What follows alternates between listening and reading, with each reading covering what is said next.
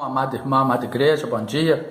Nesta sexta-feira, dia 23 de março de 2018, amados, mais uma vez o Espírito Santo de Deus nos manda trazer uma palavra de edificação e de exortação para a amada igreja, mas em nome santo do Senhor Jesus Cristo, em nome de Jesus, primeiramente, como de hábito, como de costume, nós queremos abraçar, cumprimentar e parabenizar todos os aniversariantes desta sexta-feira, deste dia 23 de março de 2018, do sábado, domingo e de todo o decorrer desta semana que se inicia neste domingo.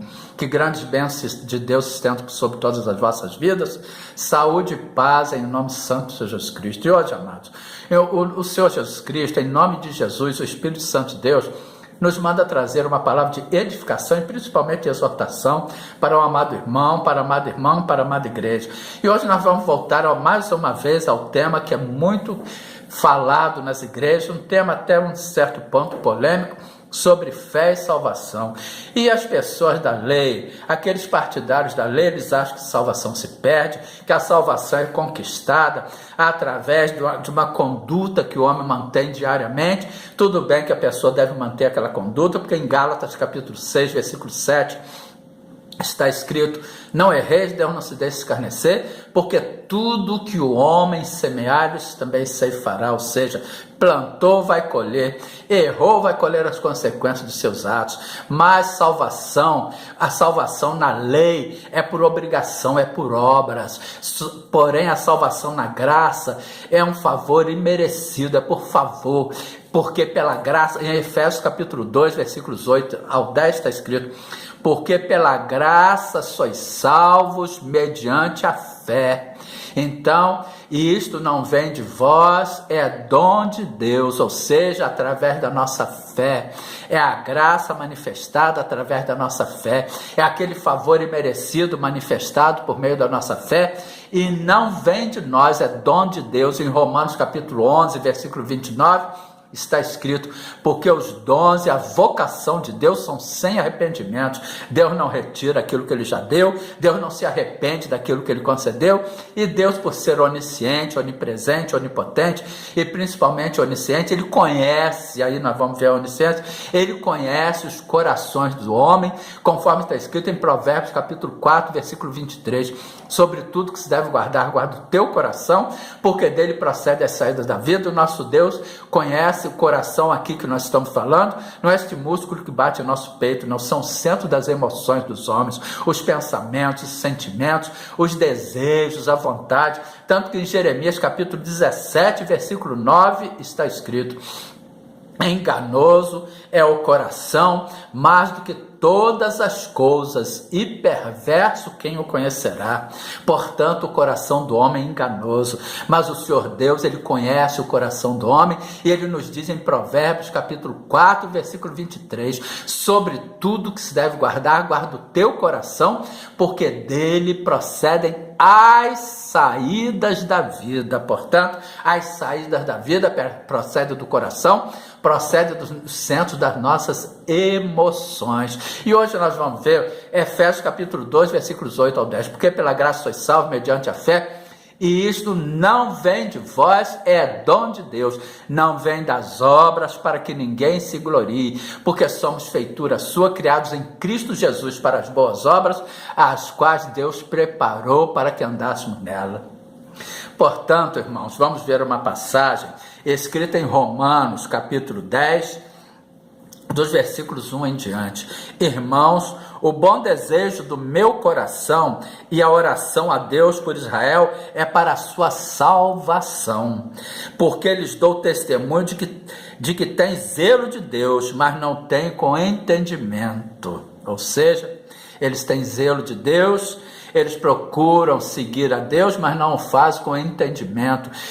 Irmãos, nós não somos capazes por nós de pensar nada como de nós mesmos. Em 2 Coríntios capítulo 3, versículos 5 e 6 está escrito: não que sejamos capazes por nós de pensar alguma coisa como de nós mesmos, mas a nossa capacidade vem de Deus, vem da revelação do Espírito Santo de Deus, o qual nos fez também capazes de ser ministros do Novo Testamento, não da letra, mas do Espírito, porque a letra mata e o Espírito vivifica. E o que é isso? É a palavra de Deus revelada ao nosso coração. Porquanto, não conhecendo a justiça de Deus e procurando estabelecer a sua própria justiça, não se sujeitaram à justiça de Deus, porque o fim da lei é Cristo, para a justiça de todo aquele que crer. E Cristo é graça, é favor imerecido. Cristo é graça, Cristo não é lei. João capítulo 17, versículo 4: eu glorifiquei-te na terra, tendo consumado a obra que me deste a fazer. E o Senhor Jesus Cristo, naquela cruz do Calvário, ele consumou toda a obra. Pai, está consumado. Porque o fim da lei é Cristo, para a justiça de todo aquele que crê. Ora, Moisés descreve a justiça que é pela lei, dizendo: o homem que fizer estas coisas viverá por elas. Mas a justiça que é pela fé diz assim: não digas em teu coração, quem subirás ao céu, isto é, a trazer do alto a Cristo, ou quem descerá ao abismo, isto é, a tornar a trazer dentre os mortos a Cristo. Mas que diz: a palavra está junto de ti, na tua boca e no teu coração. Esta é a palavra da fé que pregamos. Olha a palavra da fé. A saber, se com a tua boca confessares ao Senhor Jesus e em teu coração creres que Deus o ressuscitou dos mortos, será salvo. Ou seja, se com a tua boca confessares no centro das suas emoções, crer que Deus o ressuscitou dos mortos, será salvo. Porque aí o andar em novidade de vida vai ser uma consequência, amados. Vai ser uma consequência, uma transformação. A transformação vai ser como consequência. Visto que com o coração se crê para a justiça e com a boca se faz confissão para a salvação. Com o coração se crê para a justiça. Porque a Escritura diz: todo aquele que nele crê não será confundido. Porquanto não há diferença entre judeu ou grego, porque um mesmo é o Senhor de todos, rico para com todos os que o invocam. Porque todo aquele que invocar o nome do Senhor será salvo. Portanto, em Hebreus capítulo 12, versículo 12 está escrito: olhando para Jesus, a palavra, autor e consumador da fé, o qual pelo gozo que lhe estava proposto suportou a cruz, desprezando a afronta, e assentou-se à destra do trono de Deus.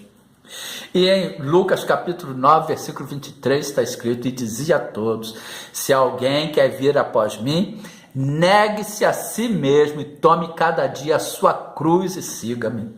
E o que é isso? Vamos lá em 2 Timóteo capítulo 2, versículo 24.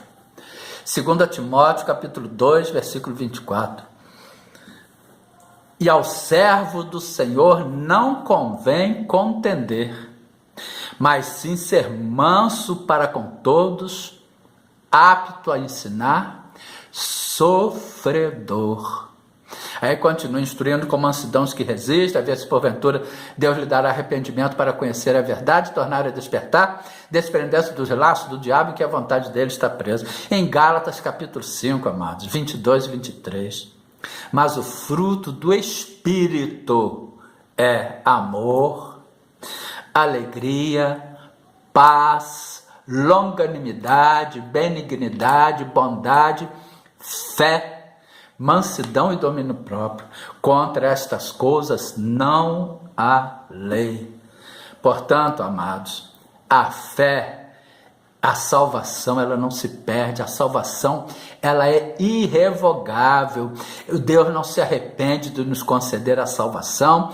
Deus, ele conhece o coração do homem, as intenções do homem. Uma vez salvo, salvo para sempre. Se a pessoa pecar, se a pessoa cair, vai colher as consequências de seus atos, conforme está escrito em Gálatas capítulo 6, versículo 7. Não erreis, Deus não se deixe escarnecer, porque tudo que o homem semear, isso também se fará. Mas Deus, por sondar o coração das pessoas, ele vê aquele que tem um coração segundo o seu coração. E ele não sai distribuindo salvação. Nem todos que estão dentro da igreja dando aleluia, glória a Deus, irmãos, são verdadeiros cristãos. Não, nós já cansamos de ver tudo isso. Em Romanos capítulo 9, versículo 6. Não que a palavra de Deus haja faltado, porque nem todos que são de Israel são israelitas. Portanto, Deus, ele sonda o coração do homem. Se Deus concedesse perda de salvação para as pessoas, Deus seria um Deus o quê? Inconsequente. Deus não teria capacidade, Deus não seria onisciente. Deus não seria onipresente, Deus não seria onipotente, seria negar a onisciência de Deus, dizer que salvação se perde. Portanto, que fica esta palavra de exortação para a amada igreja e oremos. Senhor nosso Deus e Pai, muito obrigado por esta palavra edificadora e exortadora que o Senhor tem trazido à sua amada igreja sobre fé e salvação. Muito obrigado por nos mostrar que a perda de salvação, conforme é pregada em muitos altares, vem da lei, vem daquele pensamento, vem daquele princípio da lei de Moisés. Estas pessoas ainda estão vivendo na lei, estas pessoas ainda estão pregando a lei, porque salvação é graça, é favor imerecido, e em Romanos capítulo 10, versículo 4 está escrito, porque o fim da lei é Cristo para a justiça de todo aquele que crê, e é o nosso Senhor Jesus Cristo glorificado na cruz do Calvário, e é o nosso Senhor Jesus Cristo tendo consumado a obra. Portanto, Pai, guarda-nos com a sua destra fé, com a destra da sua justiça e livra-nos de todo mal, em nome de Jesus, amém e glória a Deus.